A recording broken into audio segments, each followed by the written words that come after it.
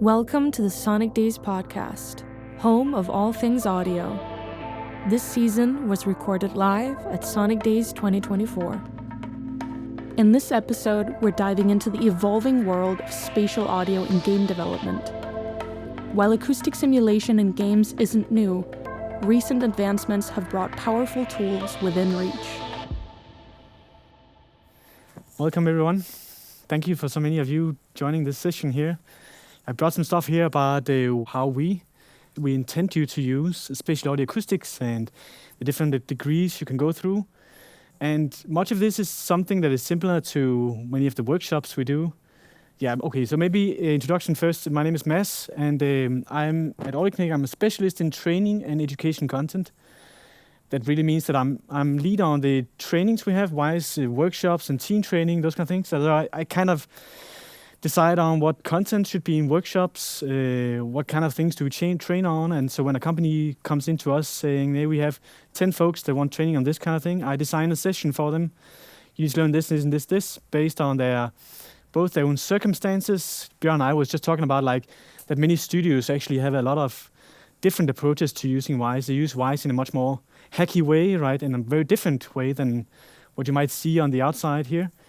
Yeah, and then I design a few days of training for them there. So for spatial audio, I used a bit of the same content, but also created a few new things. This time I tried to make the most basic things, principles of simulating the direction, right, taking it very low. Then going into more about how we try to offer different degrees of integrating these Wwise acoustics. Not sure about whether it's really Wwise acoustics or spatial audio acoustics, but sometimes they refer to both names, but it's the same thing. And number 3 is some implementation guidelines just for tips and tricks if you're doing spatial audio yourself or are just thinking about going into spatial audio, because it's something like, for example, performance is relevant to keep account for when you gotta add this stuff. So I have a nice AI-generated image here to stand by here while I'm asking you all, how many of you have tried to put in acoustics in games? And here it's also okay to say late reverbs, those kind of things. How many of you have tried to put that into a game? Yes, cool. And how many of you have tried that with Wwise? Okay, cool, quite a lot actually. This is completely new, so maybe it'll work, maybe it won't. How do you simulate directionality and distance? But maybe more specifically, the distance, starting there. So say that we have a listener here and an emitter, right? One very basic thing is that based on the distance between these two, we have this curve, distance and attenuation that will result in how loud the sound is, right? But from here we can start, if we think about the realistic soundscape or representing something realistic, we can give ourselves some questions here. One being, in reality, does an obstacle in front of it affect how loudly this sound is perceived? Can anyone answer this? Yes. True. And in that sense, we have Wwise acoustics to help you with this kind of blockage of sounds. We'll go more into that later. There's also the question of, okay, so I'm standing here. Now I would turn 180 degrees into the other direction, right? Would that affect how loud I hear sounds? Yes, for sure. That's more of the 3D audio part, probably, because you will, in that case, take more of the binarization, the ear tips, those kind of things into consideration as well. That's also a thing you can also add on top of that.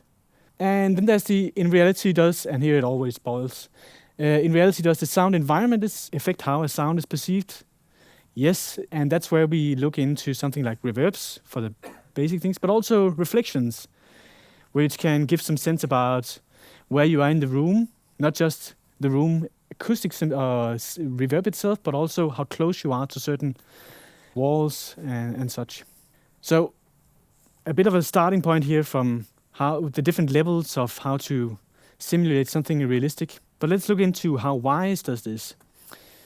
I think it's important to first state that this is how we often think of the structure, right? In the bottom we have you think about this, you have the sound sources, the actual source you're playing, you account for the listener position and emitter position to place the sounds in your world, right? There's some geometry that is defined, and then we move upwards into the acoustics. And here we take things into account like what direction does it go through, some doorways, those kind of things. Does it go through a wall and such? Then you send it upwards or outwards maybe to the, in this case, the object-based format is something we just send out of Wwise. We don't per se binauralize sound. You can do that with some plugins, but we don't, for most cases, we don't do that. We just pass it on to, say, a PlayStation 5 or something like that. And then the device itself binauralizes stuff, places it in the correct way so you can hear if it's behind you or above and such. So this is pretty much what we take care of often, but you still need to think about the whole flow here of sounds. In regards to more of the acoustic things, right? Broadly speaking, there's 3 different types of concepts here, right? We have the transmission, refers to things flowing through walls or obstacles. We have diffraction, that means that sounds are bending on edges of stuff. When I go outside of this room and I yell, you can hear me through the door. In this case, if I'm standing on the other side of a window, you can still hear some of it passing through. And we have reflections, which is pretty much based on that when you're standing close to something, the sound you emit or other sounds will reflect on materials next to you. So if I was standing, just to be extreme, if I was putting my ear just next to a wall, right, of course that will have a different representation than my left ear because of how the geometry and the space is around me. For the other side, for the characteristics of the space, the reverb parts, there's generally here 3 parts that we think about. There's the direct sound, that I think speaks for itself maybe. There's the early reflections. Often this is also a small tug-on property in many of the reverbs plugins we have. But this can be done with separately by reflections. And it means that the short reflections, like the short distances going to me, maybe 1 reflection, so I can get a sense about proximity to walls or size of the room. And then we have the last part of the time spectrum here, which is the more reflections on walls that kind of define the timbre of the room or the volume itself. For the more basic games, you might have the late reverb covering both of these things or trying to simulate something like this. But as you go up and want to use something like reflections like this, you can actually perceive a much more precise idea about auditory telling where a person is in the space and relying more on their auditory sense. All right, so technical walkthrough. I brought some things from our workshops. If you're interested in trying this out yourself, you can either remember this, but otherwise we have the workshops you can attend and we do it together in Unreal and such and try to set it up. Late reverb, I'm going to start with the first basis of these acoustics, right? So, say that we have a scene here, we have 2 rooms, and you can see there's one room, another room, and there's a portal in between. Both these rooms we assign to some kind of auxiliary send in Wwise. That means that there's some kind of reverb here. So in this space there's 1 reverb, and in this space there's another reverb, right? And this portal, on the other hand, even though this might look like a simple setup, this portal allows for a ton of different things that you might not necessarily know at first, but it allows for a lot of flow between these 2 rooms.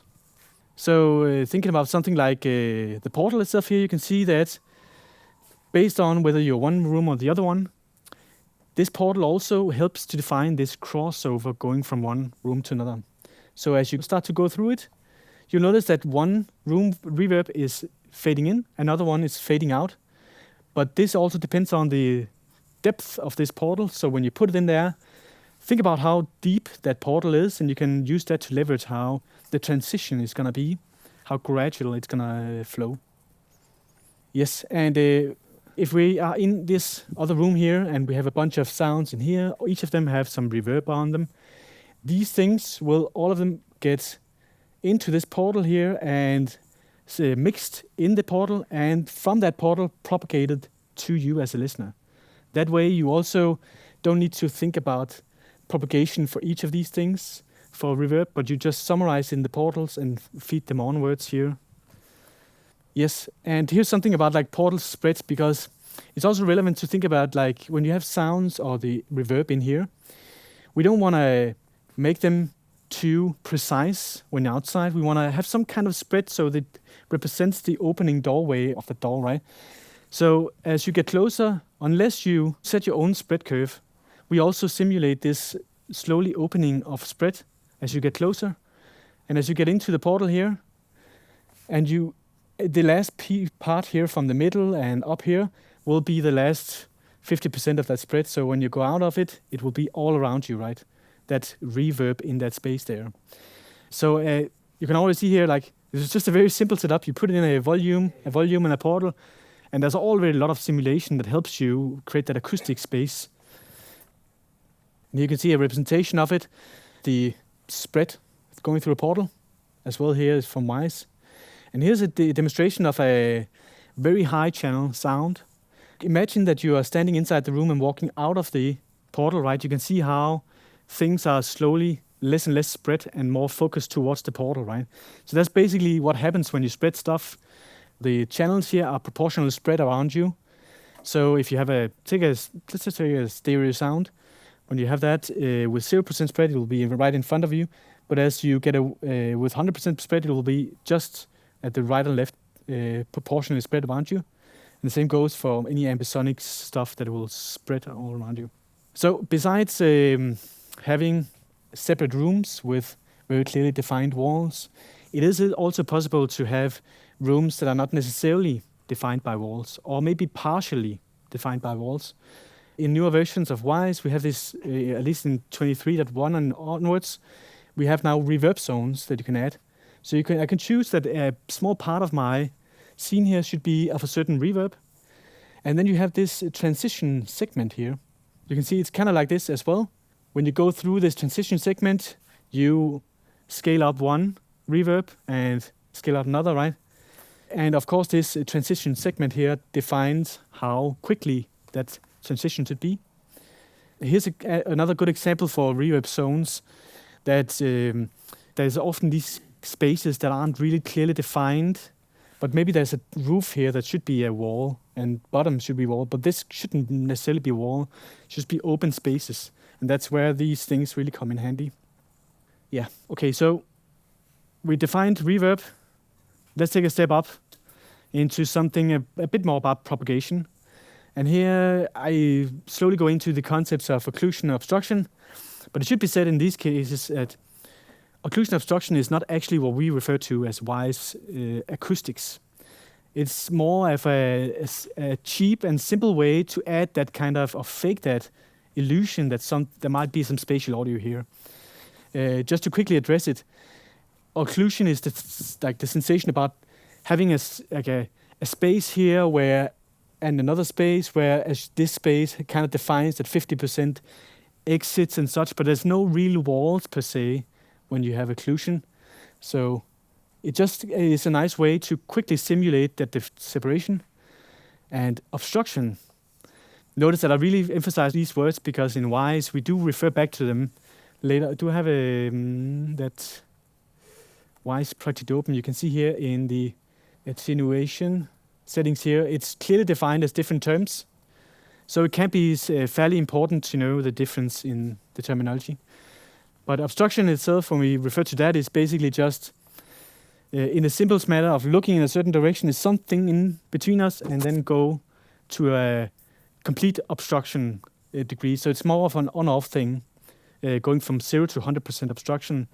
Whereas the next levels we'll go to is more of a measurement in the transmission, looking at what is actually in front of us, how much of that degree should we have on here. Just quickly touching on this thing here because it is there and it's cheap. It can really run well if you have 1,000 of enemies that you all want to have some kind of obstruction from when they pass in front of something. But it's not very easy to control off in the more precise way of saying like this is a 50% kind of thing. When you gotta have more control into your spatial audio, you probably want to go for something that is more of a sound propagation in the real Wwise acoustics. I forgot to tell you in the beginning, if there's any questions along the way, just ask. I'm fine with asking along the way rather than just keeping all to in the end. So feel free to ask. All right, so here's the beginning of the interesting parts, I think. Here, transmission of a direct path here. So when we use transmission and diffraction, transmission is when we have the emitter here and the listener. Then we cast some array in between, and we look at the wall here in between.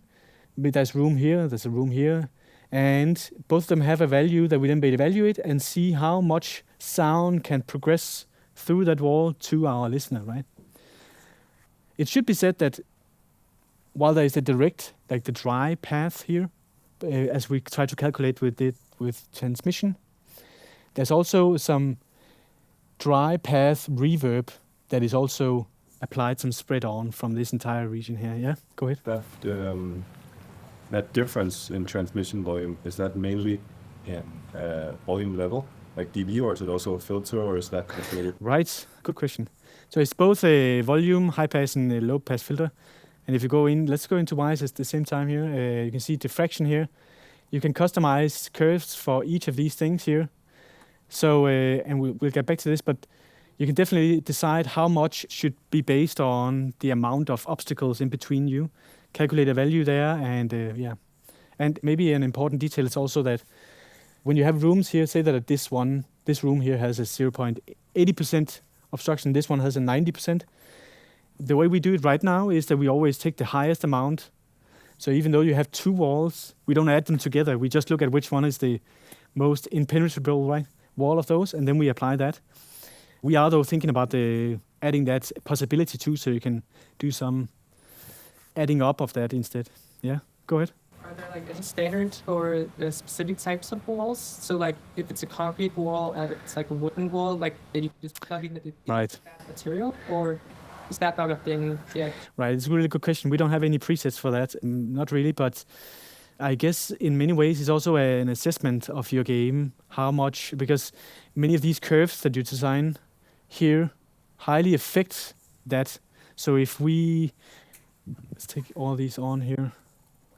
Based on how you affect the curve, right, 50 in this project might be different in your project because you have a different curve in itself.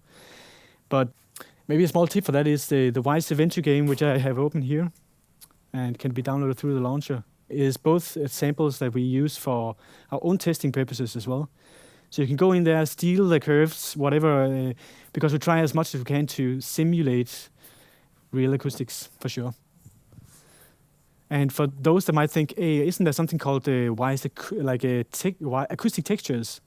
Yes, there is, but that's more related to, for example, reflections. A reflection hits a surface. If it's a curtain like this one, it has a different impact on the reflection, of course. So that's what we used more for that topic. Yeah, go ahead. Yeah, so for the diffraction thing, that obviously like changes the spatiality of like where the sound is coming from. Yeah. But is there also like a timing thing that happens in between that, because it's a longer path, right? In this case, there's not so much of a timing thing, but I'm thinking of there's a way to do that. It's more of the flow of sounds in this case. Okay, so like where it's coming from. Yeah. Whether you get a sensation of sound flowing through. If there was a window here and the door open, I would both have the sound coming through the window, muffled, but I would also hear some things going through the doorway. Then in that delay type of things, we would probably go more into simulating that with reflections.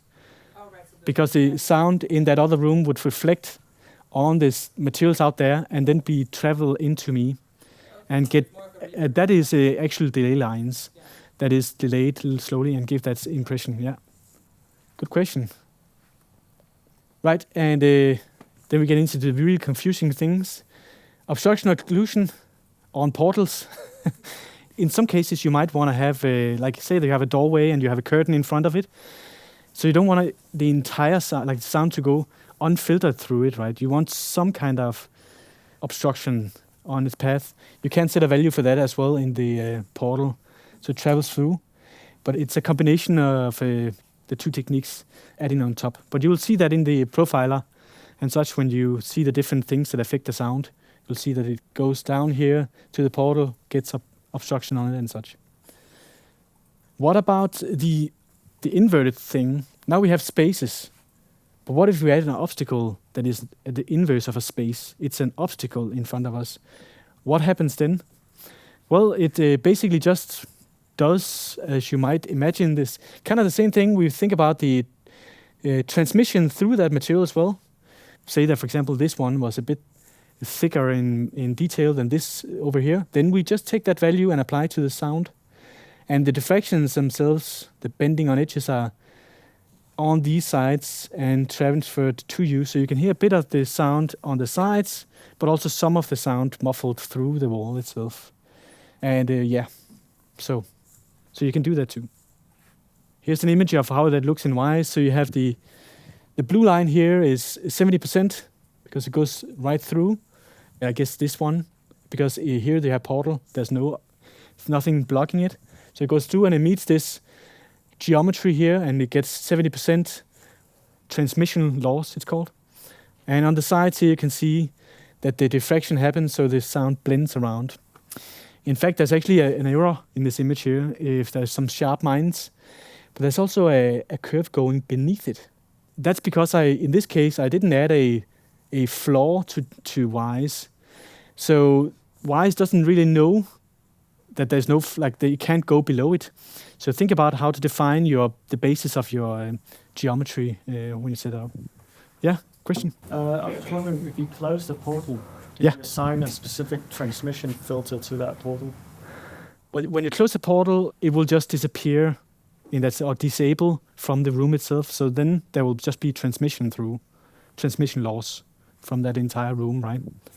If I disable this one, then this wall would be active again, I guess. Does it answer your question? Yeah, I was just wondering if you could make a specific one just for the portal. You could have the wall transmit and then have a specific filter for the door. Right. In that case, what I would do is let the portal stay there.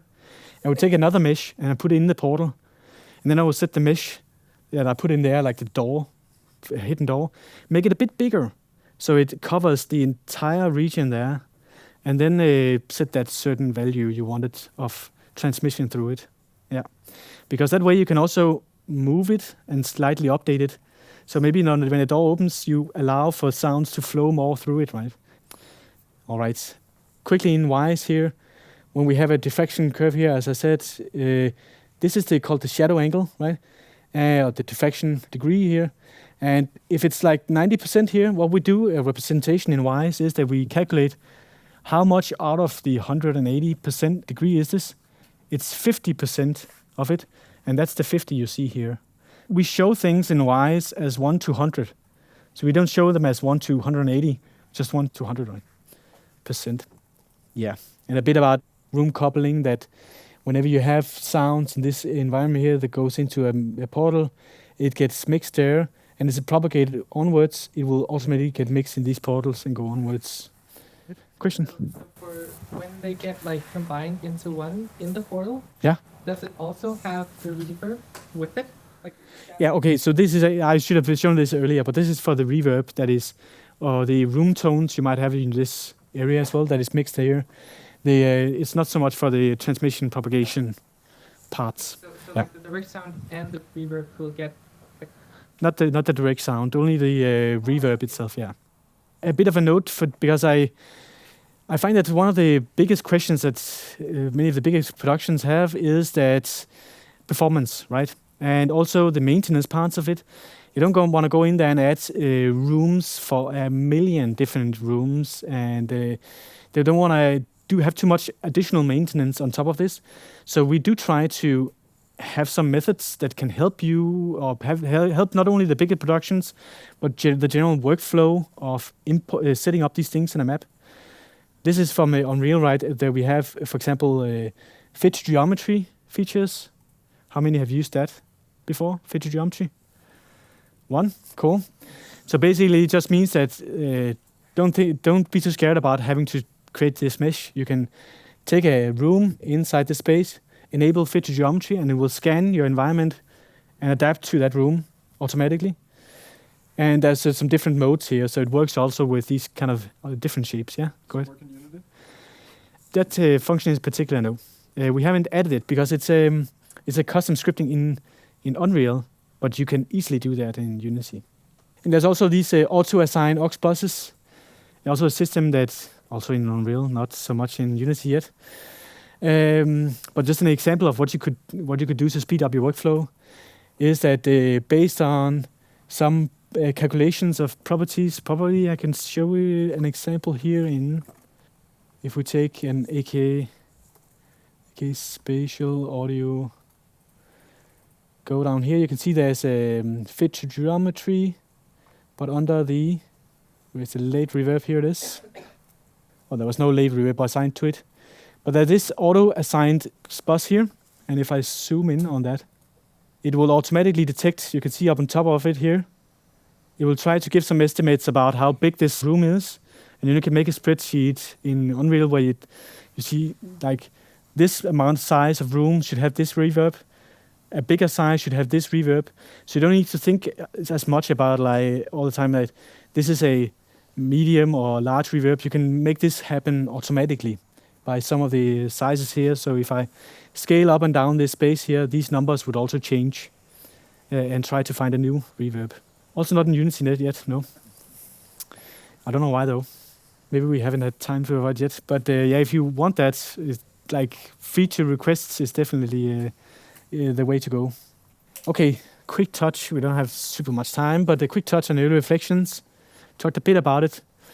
What is the early reflections? Well, it's this part, the middle part that gives you a sense about the shape of the room or proximity to the walls. I think it's very powerful, for example, when you are say you're in a first-person shooter and you go past a big hole in the wall. Maybe you don't notice it at first, but because of the reflections, you might notice that you're lacking some reflections in one ear suddenly. And that can give you some auditory hints. Like, so suddenly, in a way, right, not only does the audio tell you where sounds are or important things, but you can also kind of close your eyes and navigate the space in some way because you get informed that way. Right, so how does it work? Well, Wwise will cast out a bunch of rays here. You saw the ray amount earlier. And kind of create this web that all of the different techniques will use for performance sake, right? Here we have the reflections cast out, and here we have the diffractions. And this will only update whenever we change position, for example, listener position changes, emitter becomes active, or there's some geometry change, then we'll cast new rays again. And here you can see an example of how that works, right? We have a listener here, we have an emitter, and as the sound plays, it propagates throughout the environment, or how could reflections happen in this environment, all the way to you, so you get slightly delayed representations of that sound, which would give you a better representation of what space you're in. But not only more acoustic realism, but also the more dynamic changes as you walk around, right? It gives a nice way to, as I stand here or go over there, even though the same sounds that play, it sounds a bit different, right? And yeah, small note for Wwise 23, we have highly optimized this so that it works better with portals, flowing through portals. And of course, I'm going to show that manually in Wwise here. We have a lot of info you can look further into in the profilers. So it's a lot of deep dive. You can go into each of your arrays or propagation and such and see exactly what the value might be. There's also the various spatial audio curves you can enable here. And here's something like, for example, CPU or triangles can be really helpful curves to look at when you're performance testing. All right. In regards to reflections, you can decide on, also in regards to performance, how many reflections do I allow for? Because the auto reflections here refer to, this is the emitter reflecting one time. You can choose to have 2 times reflections, allow for that, 1 time or 2 times as well on top of that, or 3 times or 4 times, and they will all get represented by these different colored lines here. And of course, the higher the number, the more CPU you use. So, but in many cases, for example, the difference between 3 and 4 can be really subtle, the impact you get from that. So think about if you can even go down to 1 or 2 in that case. And you can do that in runtime, so you can give an option in the menu to users that they can scale it up if they want to. I want to jump to the later part in a second, but here's an example of the acoustic textures I talked about. You can assign different acoustic textures, so when it bounces on these things, then it is reduced in, Phasing mitigation is, of course, a big thing with reflections. That because what the theory is that it bounces on a wall, you can easily, like when you stand here, the sound coming from here would be almost as quick as the other one, thereby might result in a bit of phasing. To count that out, we have a lot of decorrelation methods here that will help you to not create so much phasing here, but don't look into these properties unless you absolutely need them. There's a ton of specifics there. Okay, just a quick tips and considerations before you even think about going into this. Terminology, right? Occlusion, obstruction here, these values here are not necessarily Wwise acoustics, but they are very efficient, so you only use them if you just want to slap on something quick that works somewhat. But if you want to go more into details with how sound propagates in your game, use Wwise acoustics and refer to transmission and diffraction. All of this can be set per sound even these days. Did I jump too quickly for you? Can you talk again? Okay, one of the biggest impactors for performance when it comes to spatial audio is mesh. Because all this mesh here, when you send it to Wwise, and Wwise needs to think about, okay, I need to reflect on that part here and such. It needs to search through with pathfinding through all the triangles you have, right? And of course, the more triangles you send in that mesh, the more complexity there will be for it to look through. So in most cases, try to send your mesh as just box instead. So it's just a box it needs to look through, not an actual curve here, those kind of things. And even this shape here is maybe too complex actually, because who can really, what are these arm holes beneath the arms? What are they actually useful for? Can I actually differentiate when a sound comes from here or comes from here, right? Maybe a simple sphere here would be just enough. And then, of course, it's all based on raycasting, so think about it in the same manner. The amount of rays you cast and the update rate, of course, impacts performance. But there is a lot of tools, CPU limit percentage tools you can use to reduce the rays when you are in need of more CPU. Last final tip is that when you have sounds that both are placed in your world but are somewhat close to each other, you can think about playing the sounds from the same game object, because in that sense we only calculate diffraction and propagation sound things once when it's on a game object. We do it on a per game object basis, not a per sound object basis. So that can definitely also be an LS optimization tip. Yeah. Bottom line, I know there was a lot of stuff here I bombarded you with. There's a workshop more on it if you're going to go more thoroughly through it. But it's a matter of balancing both the creative representation of spatial audio or realistic one, right? Some things can be nice to emphasize a bit more creatively than it would sound in real life. Just think about the Indiana Jones gunshots, right? Do they sound realistic? Maybe not. Performance and accuracy is also a good matter, right? So, of course, if you wanted to run really fast, use less rays, but that will be, in some cases, more inaccurate because it won't know as much about the environment you're in. So yeah, that's the balancing act. And here's a few resources to learn more. If there's a lot of things you are not sure of yet, it's understandable. There was a ton of content here. But in this, I pointed out a few of the most important things, I think. This one from GDC, presentation by Tali, and the Wwise Audio Lab that I was using here is also a game you can dive into to see how we propose implementing that, or write us at education@Audiokinetic for more questions.